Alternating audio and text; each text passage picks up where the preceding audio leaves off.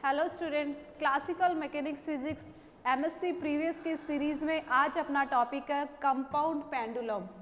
Okay, तो यहाँ आज अपन कंपाउंड पेंडुलम की स्टडी करेंगे। इसके लिए अपने लाग्रांजियन को निकालेंगे और देन इसके लिए इक्वेशन ऑफ मोशन को फाइंड करेंगे। तो स्टूडेंट्स, टॉपिक को स्टार्ट करने से पहले यहाँ अपने को जान लेना बहुत ज़रूरी है कि कंपाउंड पेंडुलम बेसिकली होता क्या है। ठीक है, कंपाउंड पेंडुलम क्या होता है, ये अपन इसके अरेंजमेंट को देखेंगे, इसका सेटअप कैसा होता है और इसमें जो मोशन होती है वो कैसे होती है। ठीक है, ऑसिलेटरी मोशन होगी वो कैसे होगी और इसके लिए काइनेटिक एनर्जी, पोटेंशियल एनर्जी की वैल्यू कैसे आएगी, क्योंकि जो अपना लाग्रांजियन होता है किसका फंक्शन होता है, kinetic energy minus potential energy. और जब यहाँ पे अपन उसके लिए लाग्रांजियन को फाइंड आउट कर लेंगे तो इक्वेशन ऑफ मोशन उसके लिए अपने पास आ जाएगी। ठीक है, तो आज अपन स्टार्ट करते हैं कंपाउंड पेंडुलम को। ओके, तो सबसे पहले अपन इसके लिए क्वेश्चन की बात करते थे कि क्वेश्चन किस तरीके से पूछा जाता है कंपाउंड पेंडुलम का। तो देखिए, सबसे फर्स्ट में यहाँ पे क्वेश्चन लिख देती हूँ। इसके लिए क्वेश्चन होगा students,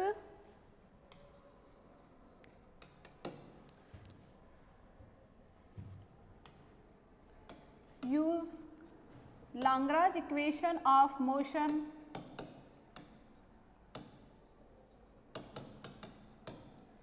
use Lagrange equation to find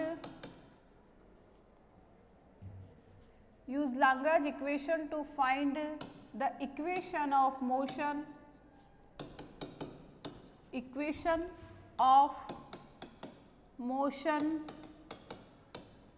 for a compound pendulum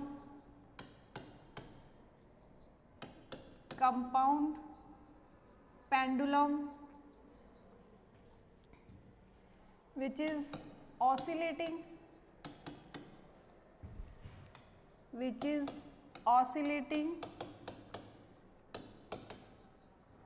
in a vertical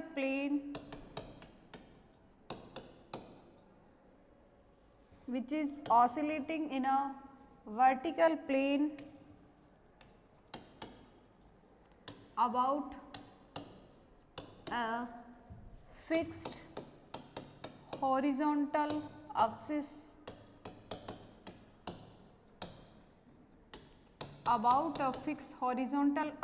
and also find the time period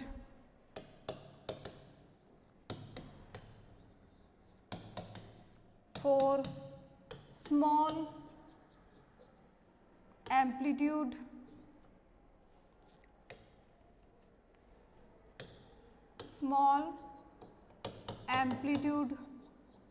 oscillation। ठीक है, तो यहाँ ये अपने पास क्वेश्चन की फॉर्म है कि अपने सबसे फर्स्ट अपने को क्या करना है, कंपाउंड पेंडुलम को लेना है और उस कंपाउंड पेंडुलम के लिए पहले अपने को उसके लिए इक्वेशन ऑफ मोशन फाइंड करनी रहेगी और देन उसका जो ऑसिलेशन के लिए जो उसके लिए टाइम पीरियड की वैल्यू आएगी यहाँ उसको अपने को कैलकुलेट करना रहेगा। तो यहाँ अपन सबसे पहले कंपाउंड पेंडुलम को स्टार्ट करते हैं। तो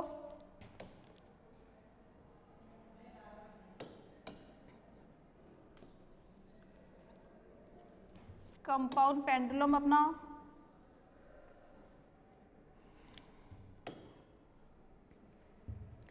देखिए स्टूडेंट्स,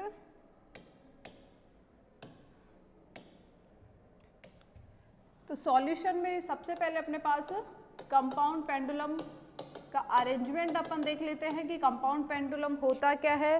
तो कंपाउंड पेंडुलम में अपने पास कोई एक रिजिड बॉडी होती है। ठीक है, ओके, तो कंपाउंड पेंडुलम में अपने पास एक रिजिड बॉडी होगी और उस रिजिड बॉडी को अपन किसी पॉइंट से क्या करेंगे, सस्पेंड कर देंगे और देन उसके क्या करवाएंगे, अपन ऑसिलेशन करवाएंगे। ठीक है, कि जब अपन ने सिंपल पेंडुलम को जब अपन ने पढ़ा था तो सिंपल पेंडुलम में ओनली अपने पास एक पॉइंट मास था, उस पॉइंट मास को अपन ने किसी मासलेस स्ट्रिंग से रिजिड सपोर्ट से उसको कनेक्ट कर दिया था और देन उसके ऑसिलेशन अपन ने स्टार्ट किए थे, ठीक है। लेकिन यदि बात करें अपन कंपाउंड पेंडुलम में, तो कंपाउंड पेंडुलम में जो बॉडी अपन लेते हैं वो रिजिड बॉडी होती है और मास क्या होता है उसका, यूनिफॉर्मली डिस्ट्रीब्यूटेड होता है, ठीक है। तो यहाँ कंपाउंड पेंडुलम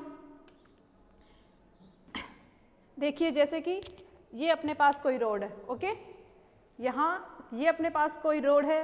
अब इस रोड का ये जो ऊपर वाला पॉइंट है, इस पॉइंट से अपन इसको क्या कर देते हैं, फिक्स कर देते हैं, ठीक है। जैसे कि किसी कील या और किसी सपोर्ट से अपन क्या कर देते हैं, इसको यहाँ पे टांग दिया, ठीक है ना, यहाँ पे इसको अपन ने हैंग कर दिया है। और यहाँ नीचे से यदि अपन इसको थोड़ा सा डिस्प्लेसमेंट देके यदि छोड़ते हैं तो इसके क्या हो जाते हैं, ये ऑसिलेटरी मोशन करने लग जाता है, ठीक है। तो ये जो सिस्टम अपने पास आया है, ये जो अरेंजमेंट अपना आया है, यही अरेंजमेंट अपना क्या कहलाता है, कंपाउंड पेंडुलम कहलाता है, ठीक है। यहाँ पे यदि अपने पास कोई होल होता ऊपर, जैसे यहाँ इसके पास, यहाँ पे तो नहीं है अपने पास कोई होल, लेकिन यदि यहाँ पे अपने पास ऊपर यदि कोई होल होता तो इस यहाँ पे देखो क्वेश्चन में अपने को क्या लिखा हुआ है कि ये जो अपना कंपाउंड पेंडुलम है, ये जो रोड है अपनी, वो किसी फिक्स हॉरिजॉन्टल एक्सिस, तो यहाँ यदि अपन होल के थ्रू यहाँ पे इसकी कोई एक्सिस यहाँ पे ड्रॉ करें, मतलब बाहर की तरफ, बोर्ड पे अपन ये चीज़ ड्रॉ नहीं कर सकते, लेकिन यहाँ अपन इसको अच्छे से देख सकते हैं कि यहाँ पे इस पॉइंट से, यहाँ इस पॉइंट से अंदर जाती हुई, ठीक है, इस बॉडी के अंदर से पास होती हुई कोई एक्सिस यहाँ पे हो तो वो उसके लिए क्या हो जाएगी, हॉरिजॉन्टल एक्सिस हो जाएगी।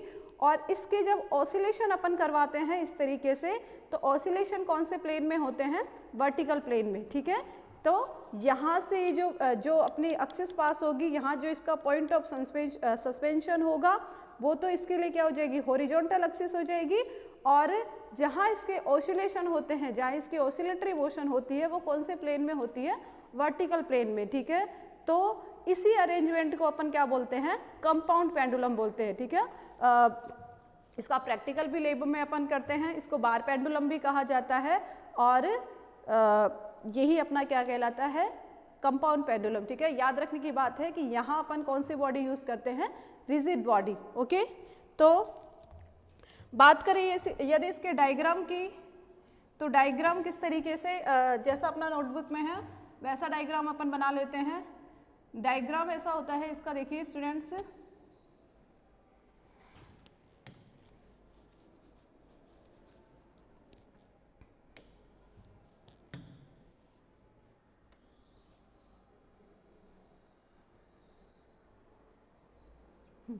मान लो ये कोई अपने पास रिजिड बॉडी है, ठीक है, और इस रिजिड बॉडी को अपन ने यहाँ से, ये जो अपना पॉइंट है, ये क्या कहलाता है, इसका पॉइंट ऑफ सस्पेंशन, जहाँ से अपन ने इसको फिक्स कर रखा है, ठीक है। जहाँ यदि कोई कील है तो कील से अपन ने इसको टाँक रखा है, ठीक है।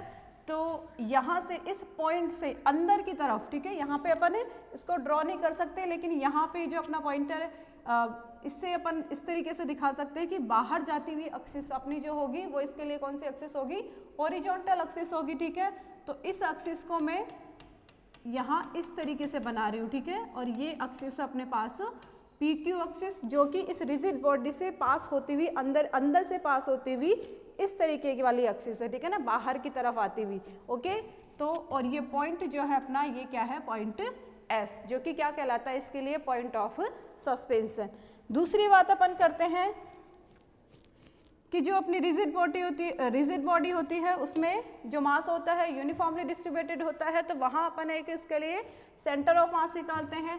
तो बात करें इस वाली बॉडी की सेंटर ऑफ मास की, तो लेट ये जो C पॉइंट है, यहाँ ये जो पॉइंट है, इसको अपन ने इसके लिए क्या बोला है, सेंटर ऑफ मास। थोड़ा सा अपन इसको इधर की साइड बना लेते हैं, ओके। तो ये जो C पॉइंट होगा, ये इस बॉडी के लिए क्या हो जाएगा, सेंटर ऑफ मास। अब बात करें ये वाली लेंथ की, तो माना ये जो लेंथ है ये कितनी है, स्मॉल l है, ठीक है। तो ये तो इनिशियली कौन सी कंडीशन है, जब अपना ये जो रिजिड बॉडी है ये कहाँ पे है, रेस्ट में है। अब यहाँ पे यदि अपने इसकी मोशन अपने को करवानी है, तो यहाँ पे अपन इस बॉडी को लेके क्या कर देते हैं, थोड़ा सा डिस्प्लेस कर देते हैं। थोड़ा सा डिस्प्लेस करके यदि अपन इसको छोड़ेंगे तो ये जो रिजिड बॉडी है वो क्या करना स्टार्ट कर देगी, ऑसिलेटरी मोशन, ऑसिलेशन यहाँ पे स्टार्ट हो जाएंगे। तो ये इसकी डिस्प्लेस पोजीशन यदि अपन ड्रॉ करें तो वो अपनी आएगी, चेंज अपन थोड़ा सा कर लेते हैं यहाँ पे। देखिए स्टूडेंट्स,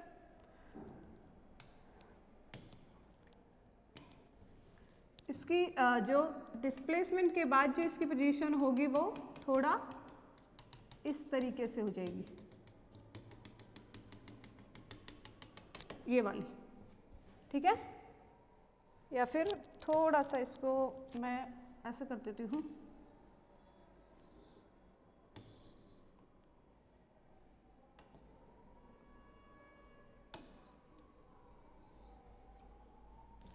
थोड़ा सा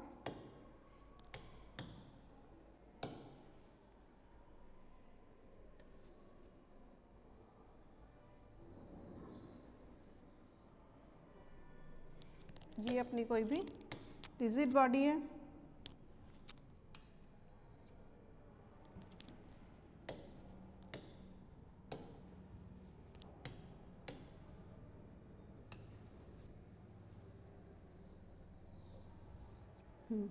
और आफ्टर डिस्प्लेसमेंट जो इसकी वैल्यू होगी वो होगी अपने पास after displacement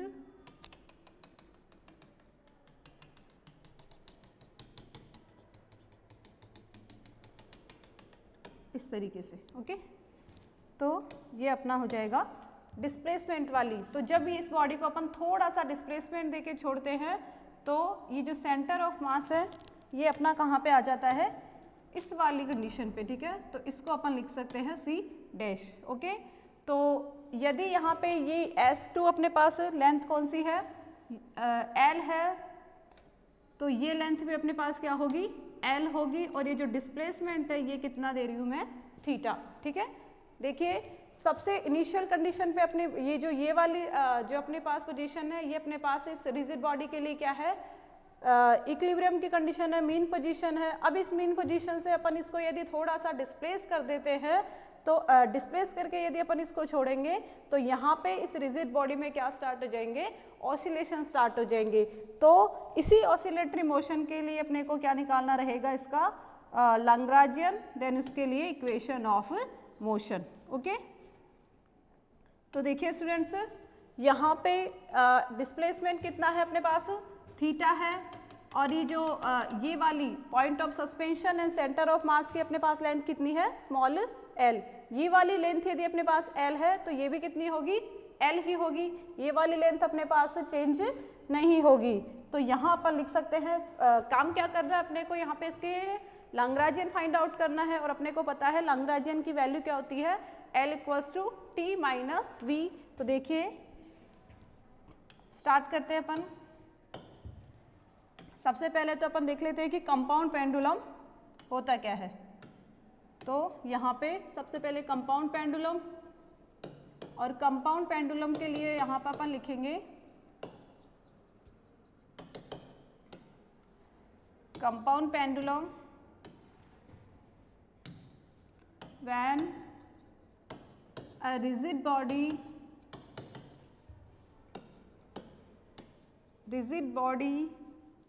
capable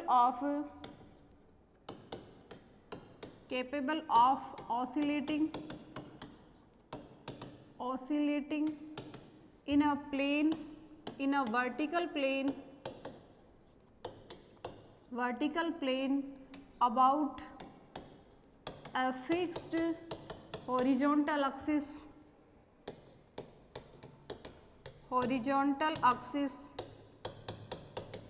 is called compound pendulum, ठीक है। तो कंपाउंड पेंडुलम क्या होता है ये अपन ने यहाँ पे देख लिया, ठीक है, कि कोई भी एक रिजिड बॉडी है, वो रिजिड बॉडी यदि किसी वर्टिकल प्लेन में फिक्स्ड हॉरिजॉन्टल एक्सिस के अबाउट क्या करती है, ऑसिलेशन करती है, तो वो अपना क्या कहलाती है, कंपाउंड पेंडुलम कहलाती है, ठीक है। अब यहाँ पे अपने को काम करना है इसके लैग्रांजियन के लिए। तो लैग्रांजियन के लिए पहले अपने को इसकी काइनेटिक एनर्जी कैलकुलेट करनी पड़ेगी, देन इसकी पोटेंशियल एनर्जी, तो now the kinetic energy of oscillating system is given by, जो इसकी काइनेटिक एनर्जी होगी, देखिए स्टूडेंट किस तरीके से लिखी जाएगी। यहाँ पे देखिए जब अपनी रिजिड बॉडी क्या करती है, ऑसिलेशन करती है, तो ऑसिलेशन में, ठीक है, यदि अपना सिंपल पेंडुलम में केवल अपने पास पॉइंट मास होता है तो वहाँ अपन काइनेटिक एनर्जी को किस टर्म में लिख लेते हैं, हाफ mv²। अब यहाँ पे ये क्या है, अपने पास रिजिड बॉडी है और रिजिड बॉडी के लिए जो यहाँ पे अपने पास काइनेटिक एनर्जी लिखनी रहेगी वो अपन लिखेंगे हाफ I ω², ठीक है, क्योंकि जो ये इस तरीके से ऑसिलेटिंग जो सिस्टम होता है अपने पास एक तरीके से रोटेशनल काइनेटिक एनर्जी होती है, क्योंकि इस रिजिड बॉडी को अपन क्या कर सकते हैं, छोटे छोटे मास पार्टिकल में, क्योंकि मास यहाँ पे क्या है, यूनिफॉर्मली डिस्ट्रीब्यूटेड है, और जो सी पॉइंट है, सी पॉइंट इसका क्या कहलाता है, सेंटर ऑफ मास कहलाता है, ठीक है। तो सेंटर ऑफ मास के अबाउट यहाँ पे क्या करना, निकालना रहेगा अपने को इसका मोमेंट ऑफ इनर्शिया, ठीक है। आई क्या है, यहाँ पे लिख सकते हैं अपन, आई क्या हो जाएगा, यहाँ अपन साइड में लिख सकते हैं, देखिए हियर आई क्या हो जाएगा, इस कंपाउंड पेंडुलम का moment of inertia, moment of inertia, और ओमेगा है यहाँ अपने पास एंगुलर वेलोसिटी, ओके। और एंगुलर वेलोसिटी का अपने को पता है, किस तरीके से लिखते हैं अपन इसको, D theta upon D T, और यही D theta upon D T किस तरीके से लिखा जा सकता है, थीटा डॉट, ओके। तो ये अपना आ गया थीटा डॉट। तो देखिए इसी काइनेटिक एनर्जी को अपन इस तरीके से लिख सकते हैं, half I theta dot square. अब बात करनी है अपने को किसकी, moment of inertia of this rigid body. तो देखिए मोमेंट ऑफ इनर्शिया इसका किस तरीके से अपने को कैलकुलेट करना है। तो मोमेंट ऑफ इनर्शिया कैलकुलेट करने के लिए अपन क्या काम करते हैं, यहाँ पे जो मोमेंट ऑफ इनर्शिया की पैरेलल एक्सिस थ्योरम है, जो कि अपन ने सभी ने पढ़ी है कि यदि अपने को इस एक्सिस के अबाउट, ठीक है, काम यहाँ पे जो रेफरेंस पॉइंट अपन ले रहे हैं, यहाँ पे इस पॉइंट जो अपना एस पॉइंट है, पॉइंट ऑफ सस्पेंशन, यहाँ से अपन क्या निकाल लेंगे इसका, यहीं से अपने को इसकी काइनेटिक एनर्जी कैलकुलेट करनी है और यहीं से अपने को इसकी पोटेंशियल एनर्जी कैलकुलेट करनी है, ठीक है। तो इस एक्सिस के अबाउट, ये जो पी क्यू एक्सिस है, इस एक्सिस के अबाउट यहाँ पे काम कर रहे हैं अपन। तो यहाँ पे इस पॉइंट पे जब अपने को मोमेंट ऑफ इनर्शिया निकालना रहे तो अपन कौन सी थ्योरम यूज करते हैं, parallel axis theorem of moment of inertia. और पैरेलल एक्सिस थ्योरम से अपने को पता है कि इस एक्सिस के अबाउट जो अपने पास टोटल मोमेंट ऑफ इनर्शिया आएगा उसकी वैल्यू होगी अपने पास I = ICM plus mass into distance का स्क्वायर, ठीक है। पैरेलल एक्सिस थ्योरम से ये अपने को पता है कि इस एक्सिस के अबाउट, यहाँ पे इस पी एक्सिस के अबाउट यदि अपने को मोमेंट ऑफ इनर्शिया कैलकुलेट करना है किसी भी रिजिड बॉडी के लिए, तो यहाँ अपन क्या करेंगे कि एक एक्सिस लेंगे और वो एक्सिस किससे पास आउट हो रही है, अपने पास सेंटर ऑफ मास से, ठीक है।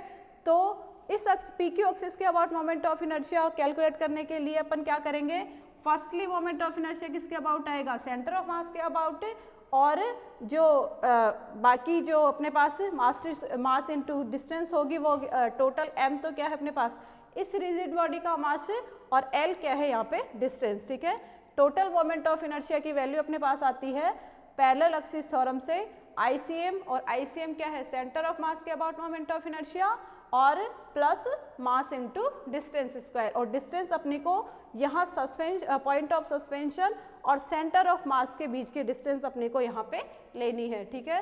तो यही वैल्यू, ये जो पैरेलल एक्सिस थ्योरम से अपने पास वैल्यू आई है, इसी को अपन यहाँ पे यूज करेंगे। तो देखिए क्या आता है अपने पास, यहाँ पे लिख सकते हैं अपन, यदि इसको मैं इक्वेशन 1 लिखूँ तो इक्वेशन नंबर 1 में अपन किसके लिए काम कर रहे हैं, मोमेंट ऑफ इनर्शिया के लिए काम कर रहे हैं। तो यहाँ अपन लिखेंगे the moment of inertia,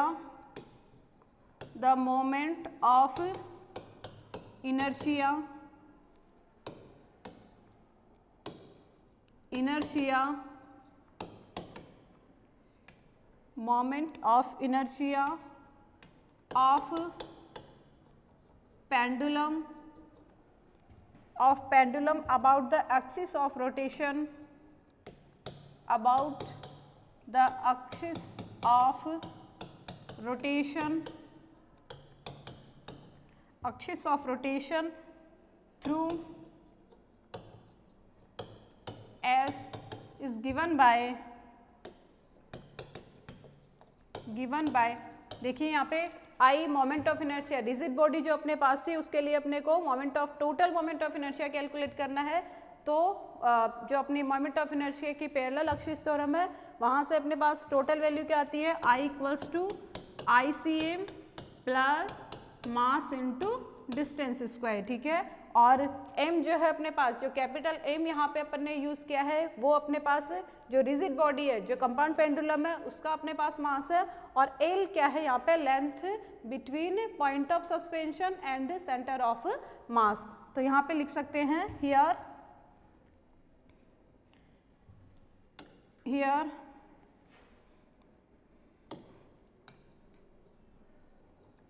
ICM अपने पास क्या है, moment of inertia about centre of mass, moment of inertia about centre of mass. और वैल्यू होती है इसकी अपने को पता है, यूजी वाली जो मैकेनिक्स वाली बुक थी अपने पास बीएससी में, वहाँ पे अपन ने centre of mass, rigid body का सेंटर ऑफ मास के अबाउट अपन ने रीड किया था। वहाँ पे अपने पास वैल्यू सेंटर ऑफ मास के अबाउट अपने पास मोमेंट ऑफ इनर्शिया होता है m इंटू के स्क्वायर, और k यहाँ पे क्या है, रेडियस ऑफ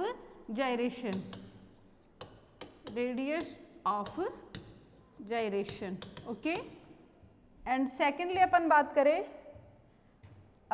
सेकेंड जो टर्म अपने पास है वो होगी मास इंटू डिस्टेंस स्क्वायर। मास अपन ने m ले लिया है तो यहाँ पे अपन लिख सकते हैं here m is the mass of pendulum, mass of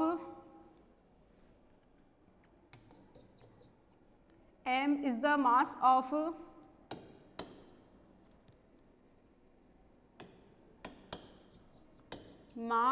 of pendulum,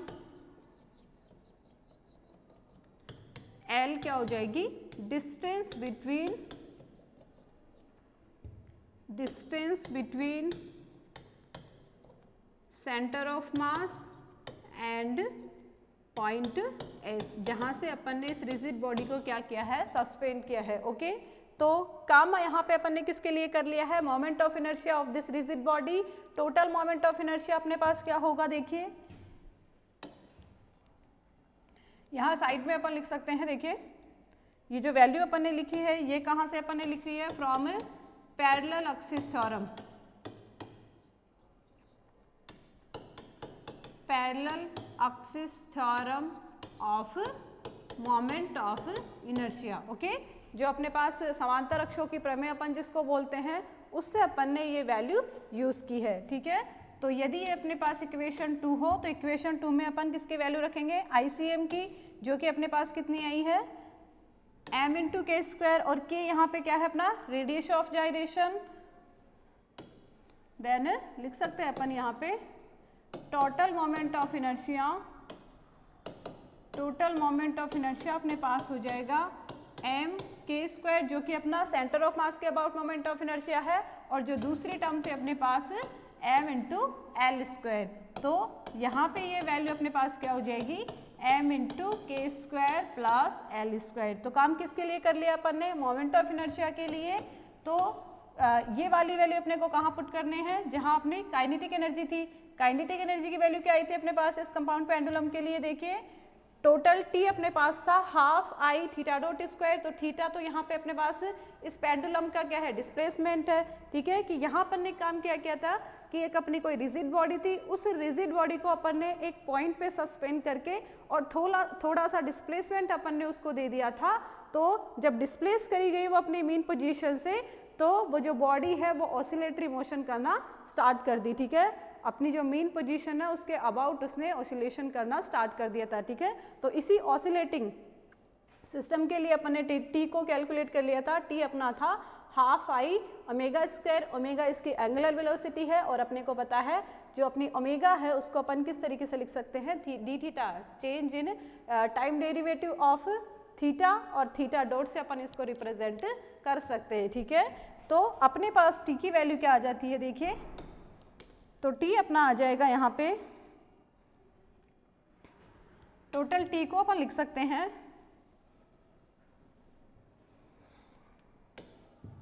then kinetic energy of system can be written as kinetic energy of system can be written as total kinetic energy अपन लिख देंगे, देखिए half, और जो moment of inertia था, moment of inertia अपने पास आया है m into k square plus L square, और डिस्प्लेसमेंट है अपने पास थीटा डॉट स्क्वायर। तो ये काम अपन ने किसके लिए कर लिया है, काइनेटिक एनर्जी के लिए। और अपने को पता है कि जो अपना L होता है, L अपने पास किस तरीके से लिखा जाता है, T माइनस वी। केवल अपन ने यहाँ पे T की वैल्यू निकाली है। अब अपने को नेक्स्ट काम किसके लिए करना है, पोटेंशियल एनर्जी के लिए। तो देखिए पोटेंशियल एनर्जी अपनी किस तरीके से निकाली जाएगी, now potential energy of this pendulum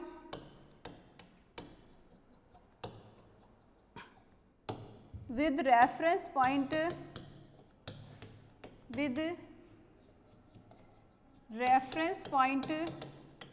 S is given by, ठीक है। पोटेंशियल एनर्जी की वैल्यू अपने पास क्या आएगी, सबसे पहले अपन अपना डायग्राम देख लेते हैं कि यहाँ पे जो अपना डायग्राम था कंपाउंड पेंडुलम का, देखिए ये अपना डायग्राम था कंपाउंड पेंडुलम का। यहाँ पे अपन ने इस एस पॉइंट से अपन ने इसको क्या किया था, सस्पेंड किया था, यहाँ से अपन ने इसको फिक्स कर दिया था, और ये जो फिक्स एक्सिस है हॉरिजॉन्टल एक्सिस को, इसको अपन ने डिनोट किया था PQ से। अब यहाँ पे अपन इसी पॉइंट पे जो अपना एस पॉइंट है, इसी को अपन इसका रेफरेंस पॉइंट बोलते हैं। तो इस पॉइंट से अपने को हाइट कौन सी देखनी है, ये वाली, ठीक है। ये जो एक्सिस अपने पास, ये जो हाइट होगी, यहीं से अपन इसकी क्या देखेंगे, डिस्टेंस यहाँ पे देखेंगे। देखिए थोड़ा सा मैं इसको इधर तक कर देती हूँ। यदि अपनी क्यू एक्सिस यहाँ तक जाती हो, ओके, तो ये अपना हो जाएगा, तो डिस्टेंस अपने को ये वाली लेनी है, ठीक है। ये वाली लेंथ अपनी टोटल क्या हो जाएगी, टोटल L, ठीक है। तो यहाँ पे देखिए कि यहाँ ये अपना रेफरेंस पॉइंट है, इस रेफरेंस पॉइंट से ये वाली पोजीशन अपने को लेनी है जहाँ अपना जो कि डिस्प्लेस पोजीशन, जहाँ अपना C डेस पॉइंट है। तो यदि एंगल कितना है, यहाँ पे थीटा है, तो ये वैल्यू कितनी आ जाएगी, यदि अपन इसके कॉम्पोनेंट लेते हैं तो ये अपने पास L साइन थीटा होगी, और ये यहाँ से कैपिटल A इसको लिख रही हूँ, और S और A वाली अपने पास जो डिस्टेंस होगी वो होगी अपने पास L cos थीटा, ठीक है। तो यदि ये L cos थीटा है तो ये भी अपने पास क्या आएगी, L cos थीटा आ जाएगी, ठीक है। दूसरी बात, पोटेंशियल एनर्जी अपन कहाँ ले रहे हैं, रेफरेंस पॉइंट के नीचे की तरफ, ठीक है। और मैंने पहले भी बताया था जब अपन ने सिंपल पेंडुलम को किया था कि यदि रेफरेंस पॉइंट से ऊपर की तरफ यदि पोटेंशियल एनर्जी लेते हो तो वो पॉजिटिव आती है, और यदि रेफरेंस पॉइंट से नीचे की तरफ अपन जाते हैं तो पोटेंशियल एनर्जी कैसी आती है, नेगेटिव आती है, ठीक है। तो यहाँ अपने पास mgh में जो हाइट होगी वो आएगी L cos थीटा। तो टोटल यदि अपन कंपाउंड पेंडुलम की पोटेंशियल एनर्जी लिखें तो वो अपने पास लिखी जाएगी, देखिए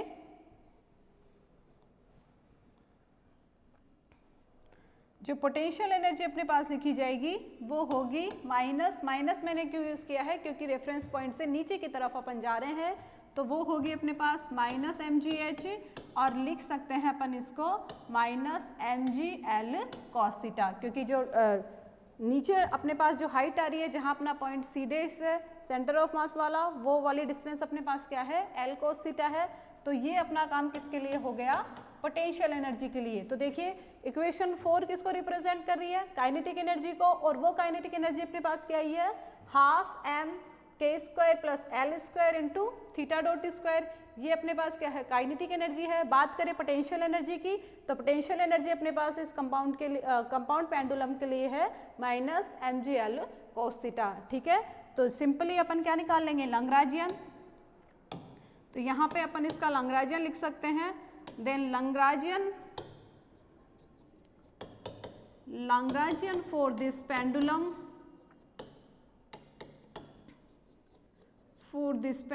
can be written as, जो इस पूरे सिस्टम के लिए जो अपने पास लैग्रांजियन L की वैल्यू आती है वो होगी L इक्वल्स टू, पता है अपने को कि L की टोटल वैल्यू क्या होती है, T माइनस V। T यहाँ पे अपने पास काइनेटिक एनर्जी है, V है अपने पास पोटेंशियल एनर्जी। ठीक है, तो काइनेटिक एनर्जी की वैल्यू अपन कहाँ से लेंगे, जो कि अपने पास इक्वेशन 4 में है, तो वो हो जाएगी अपने पास हाफ एम के square plus L square theta dot square. बात करें यदि अपन पोटेंशियल एनर्जी की, तो देखिए एल में यहाँ पे एल का जो एक्सप्रेशन होता है अपने पास टी माइनस वी, यहाँ पे ऑलरेडी अपने पास माइनस होता है। बात करें पोटेंशियल एनर्जी की, तो पोटेंशियल एनर्जी में भी अपने पास माइनस है, तो यहाँ पे टोटल साइन क्या हो जाएगा, माइनस माइनस प्लस। ठीक है, तो ये अपना लिखा जाएगा plus m g l cos theta. तो ये जो वैल्यू अपने पास आई है, ये वैल्यू किसको रिप्रेजेंट कर रही है, Lagrangian for compound pendulum. Okay, तो ये जो वैल्यू अपने पास आई है, इसके लिए अपन लिख सकते हैं, इक्वेशन अपन देंगे इसको 6, और यहाँ लिख सकते हैं दिस इक्वेशन रिप्रेजेंट,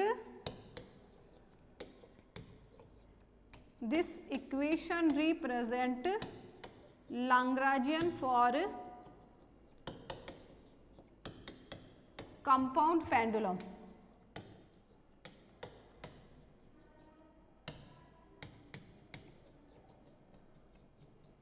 ठीक है, ये जो वैल्यू अपने पास आई है इक्वेशन 6 में, ये वैल्यू किसको रिप्रेजेंट कर रही है, Lagrangian फॉर कंपाउंड पेंडुलम। ठीक है, केवल क्वेश्चन में यदि आपके पास आता है find the set of the Lagrangian for a compound pendulum, तो यहाँ अपने को केवल यहाँ तक का काम करना है। ठीक है, लेकिन यहाँ जो अपना क्वेश्चन था, उस क्वेश्चन में अपने को क्या क्या वैल्यू कैलकुलेट करने के कहा गया है, equation of motion for compound pendulum and next time period of this pendulum. ठीक है, तो अपने को काम किसके लिए करना है, नेक्स्ट इक्वेशन ऑफ मोशन के लिए। ठीक है, तो यहाँ जब L का एक्सप्रेशन अपन देखते हैं स्टूडेंट्स, जो अपने पास L की वैल्यू आ रही है, वहाँ अपने पास जनरलाइज कोऑर्डिनेट कितने दिख रहे हैं आपको, ओनली एक जनरलाइज कोऑर्डिनेट है थीटा। तो इक्वेशन ऑफ मोशन की कितनी टर्म्स आएगी अपने पास, ओनली एक इक्वेशन आएगी। तो यहाँ लिख सकते हैं हियर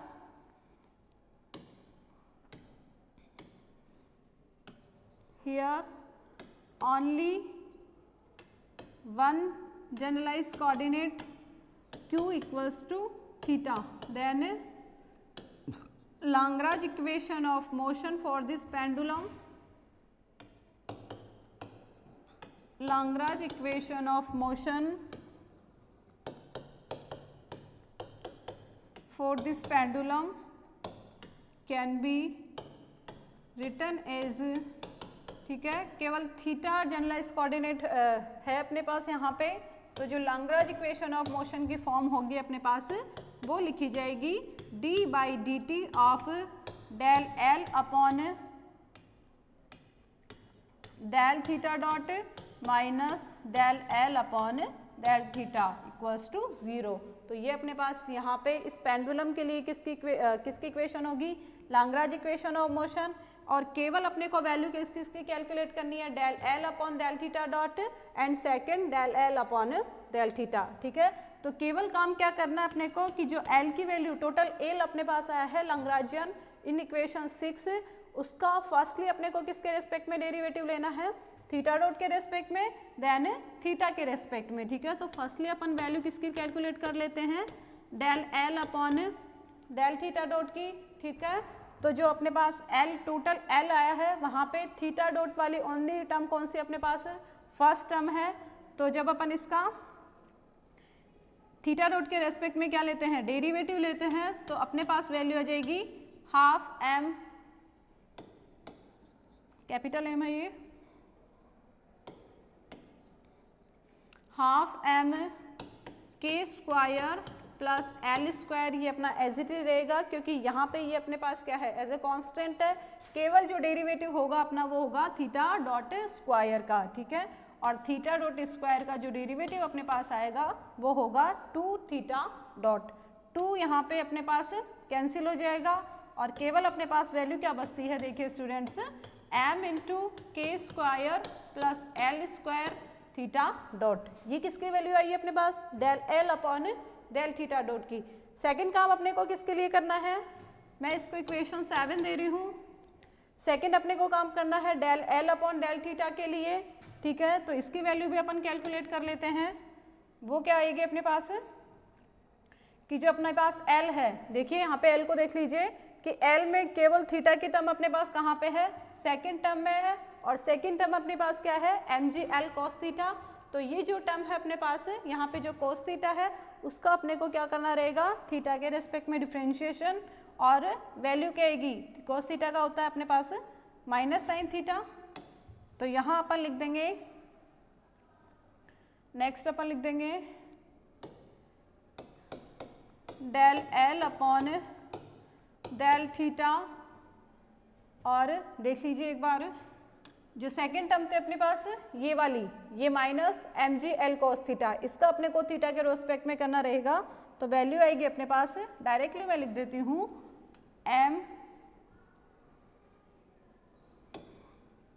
लिख देती हूँ मैं यहाँ पे m और g, ये दोनों तो अपने कांस्टेंट है, इनका किसी तरीके का कोई डिफरेंशिएशन नहीं होगा, केवल होगा कॉस थीटा का। तो वो आ जाएगा अपने पास माइनस साइन में यहाँ पे आगे लगा देती हूँ और साइन थीटा, ठीक है। कॉस थीटा वाली टर्म थी, कॉस थीटा का डिफरेंशिएशन होता है अपने पास माइनस साइन थीटा। अब ये जो दोनों वैल्यूज आई अपने पास del L upon del theta dot की और del L upon del theta की, कहाँ पुट करेंगे अपन, लाग्रांज इक्वेशन ऑफ मोशन में, जो कि अपने पास कौन सी इक्वेशन थी, इक्वेशन 7। ये दोनों वैल्यू उठा के अपन कहाँ रखेंगे, इक्वेशन 7 में। तो यहाँ पर लिख सकते हैं putting above values, putting above values in equation 7। तो अपने पास क्या रिजल्ट आता है, देखिए स्टूडेंट्स, अपने पास इक्वेशन की फॉर्म बनती है d by d t of, value रखनी है अपने को del L upon del theta dot की, और वो वैल्यू है अपने पास, यहाँ पे मैं दूसरा वाला ब्रैकेट लगा देती हूँ, m into k square plus L square theta dot. ये किसकी वैल्यू अपने पास, del L upon del theta dot की। नेक्स्ट अपने को क्या काम करना है, माइनस, यहाँ पे अपने पास नेगेटिव साइन है और यहाँ भी अपने पास नेगेटिव साइन है, तो साइन कैसा हो जाएगा अपना, पॉजिटिव हो जाएगा, m g l sine theta equal to 0, ठीक है। तो एक तरीके से कंपाउंड पेंडुलम के लिए अपने पास इक्वेशन ऑफ मोशन आ गई है। केवल अपने को क्या करना है कि यहाँ पे जो फर्स्ट टर्म है उसके साथ अपने पास क्या है, डी बाई डी टी है, तो यहाँ पे जो थीटा डॉट है उसका अपने पास एक और बार क्या हो जाएगा, टाइम डेरिवेटिव आ जाएगा, दैट इज यहाँ पे इसके साथ कितनी डॉट होगी, 2। तो नेक्स्ट अपन क्या लिख सकते हैं, इसी को थोड़ा सा सिंप्लीफाई करना है। तो देखिए इक्वेशन की फॉर्म क्या बनती है अपने पास, m into k square plus L square. अब यहाँ पे डी बाई डी टी किस पे अप्लाई होगा, ओनली थीटा डॉट पे, क्योंकि बाकी सारे क्या है, कांस्टेंट है, उनका किसी तरीके का कोई डिफरेंशिएशन नहीं होता है। एंड सेकंड टर्म होगी अपनी m g l sine theta, इसमें किसी तरीके का कोई चेंज नहीं होगा, ठीक है। तो और क्या काम कर सकते हैं अपन यहाँ पे कि जो अपना ये वाली टर्म है m into k square plus L square, इसको अपन डिवाइड कर सकते हैं दोनों टर्म में। तो यहाँ तो केवल फर्स्ट टर्म में तो केवल अपना बच जाता है थीटा डबल डॉट, और जो सेकंड टर्म होगी, सेकंड टर्म में देखिए m से m तो अपना कैंसिल हो जाएगा और यहाँ पे आएगा positive sign plus g l अपना एज इट इज रहेगा, m अपना कैंसिल हो चुका है, इसको लिखने की कोई ज़रूरत नहीं है। और लिखा जाएगा k square plus l square sine theta equal to 0, ठीक है। तो देखिए यहाँ पे एक तरीके से अपने पास कंपाउंड पेंडुलम के लिए इक्वेशन ऑफ मोशन की फॉर्म आ चुकी है। केवल और अपने को यहाँ पे क्या लगानी है, एक कंडीशन लगानी है, और वो कंडीशन क्या दी हुई है अपने को कि ये जो अपना कंपाउंड पेंडुलम है ऑसिलेशन कैसे हो रहे हैं, इसके स्मॉल एम्पलीट्यूड ऑसिलेशन हो रहे हैं। मतलब यहाँ पे जो डिस्प्लेसमेंट है उस डिस्प्लेसमेंट को अपने को क्या लेना है, स्मॉल लेना है। और अपने को पता है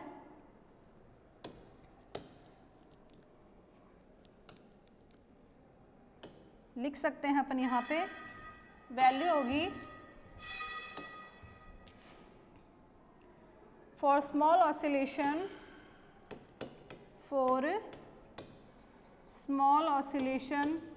यदि ऑसिलेशन अपने कैसे हैं, स्मॉल एम्पलीट्यूड के हैं, तो यहाँ पे अपन अप्रॉक्सीमेशन क्या लगा सकते हैं कि थीटा क्या होगा, वेरी स्मॉल होगा। और यदि साइन थीटा की वैल्यू बहुत छोटी है तो यहाँ पे अपन साइन थीटा की जगह क्या लिख सकते हैं, ओनली थीटा। और ये जो अपने पास इक्वेशन आई है, इक्वेशन 8, देन इक्वेशन 8, ये वाली जो इक्वेशन 8 है उसकी फॉर्म कैसी होगी, टेक्स द फॉर्म, इक्वेशन 8 की फॉर्म आ जाती है अपने पास students, theta double dot plus GL upon k square plus L square only theta equal to 0। तो ये अपने पास आ गई है equation of motion for compound pendulum, ठीक है। ये अपने पास आई है desired form of equation of motion for compound pendulum, ठीक है। यहाँ ये जो इक्वेशन 9 है इसके लिए अपन लिख सकते हैं, देखिए इक्वेशन 9 के लिए अपन लिख सकते हैं, this is the Lagrange equation of motion, Lagrange equation of motion for compound pendulum,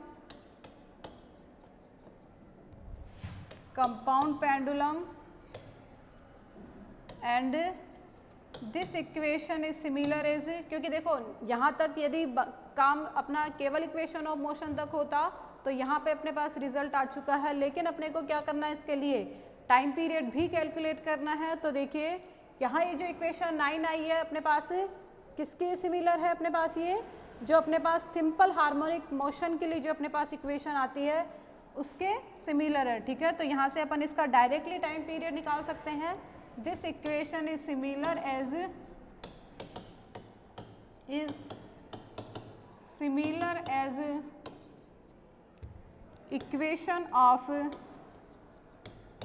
equation of motion of simple harmonic motion,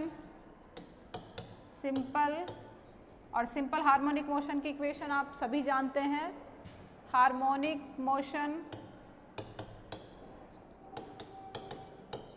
ठीक है। Then the time period of this pendulum, then the time period of this pendulum can be given by, ठीक है। यदि equation ये जो अपने पास equation है किसके सिमिलर है, equation of motion for simple harmonic motion, और सिंपल हार्मोनिक मोशन में जो अपने पास टाइम पीरियड होता है वैल्यू आती है उसके अपने पास 2 पाई अपॉन ओमेगा, और यहाँ पे ओमेगा की वैल्यू क्या है, ठीक है। यदि अपन मैं यहाँ पे सिंपल हार्मोनिक SHM की इक्वेशन ऑफ मोशन लिखूँ तो देखिए अपने पास आती है x double dot plus omega square x equals to 0, ठीक है। अब यदि इसी को और इसको यदि अपन कंपेयर करते हैं तो ओमेगा एंगुलर वेलोसिटी अपने पास क्या है, ये जो क्वांटिटी है अपने पास ये किसको रिप्रेजेंट कर रही है, एंगुलर वेलोसिटी को। तो ये जो एंगुलर वेलोसिटी की यदि वैल्यू अपन यहाँ पे पुट करते हैं तो देखिए टाइम पीरियड होगा अपना कंपाउंड पेंडुलम का 2 पाई रूट ऑफ ओमेगा अपना क्या हो जाएगा, k square plus L square upon GL, ठीक है। तो यहाँ पे ये जो रिजल्ट अपने पास आया है, ये रिजल्ट अपना किसको रिप्रेजेंट कर रहा है, time period of compound pendulum. ठीक है, तो काम अपना हो गया है। टोटल टी को मैं लिख सकती हूँ, टाइम पीरियड होगा अपना, देखिए time period T equals to 2 pi into k square plus L square upon g L. ठीक है, और यहाँ ये जो वैल्यू है अपने पास, यहाँ पे के अपना है रेडियस ऑफ जाइरेशन, एल अपने पास डिस्टेंस है, और वो डिस्टेंस इसके बीच की है जो कंपाउंड पेंडुलम पे जिस पॉइंट पे अपन ने इसको सस्पेंड किया था और जहाँ अपन ने इसका सेंटर ऑफ मास माना था। ठीक है, तो एल किसको डिनोट कर रहा है, डिस्टेंस को, के किसकी वैल्यू अपने पास, रेडिएशन ऑफ जाइरेशन, जी अपना है ग्रेविटेशनल कांस्टेंट पाई, और ये सब अपने पास कांस्टेंट है। ठीक है, तो यदि अपने पास न्यूमेरिकल कोई आता है तो सारी वैल्यूज अपन पुट करके इसके लिए प्रॉब्लम सॉल्व कर सकते हैं। ठीक है, तो देखिए आई थिंक आपका सब कुछ क्लियर हो गया होगा। बात कर लूँ मैं एक बार कंपाउंड पेंडुलम की, तो कंपाउंड पेंडुलम केवल अपनी एक रिजिड बॉडी होती है जहाँ पे एक पॉइंट पे अपन इसको क्या करेंगे, फिक्स करेंगे, और थोड़ा सा डिस्प्लेसमेंट देके अपन इसकी क्या करवाएंगे, ऑसिलेटरी मोशन करवाएंगे। ठीक है, तो जो अपने पास सिस्टम बनेगा, जो अरेंजमेंट अपने पास आएगा, वही क्या होगा, अपना कंपाउंड पेंडुलम। ठीक है, और केवल इसके लिए kinetic energy and potential energy को निकाल के अपन इसके लिए क्या कैलकुलेट कर सकते हैं, टोटल एल कैलकुलेट कर सकते हैं। ठीक है, और जनरलाइज कोऑर्डिनेट केवल अपने पास यहाँ पे कितने थे, केवल एक जनरलाइज कोऑर्डिनेट था, इसलिए इक्वेशन ऑफ मोशन की फॉर्म ओनली कितनी आएगी, 1 आएगी। ठीक है, तो जो लैग्रेंज इक्वेशन के जो एप्लीकेशन थे अपने पास सीरीज़ में अपन ने सिंपल पेंडुलम को कर लिया है, एटवुड मशीन अपनी हो गई है, कंपाउंड पेंडुलम हो गया है। नेक्स्ट प्रॉब्लम अपन नेक्स्ट लेक्चर में करेंगे। Thank you.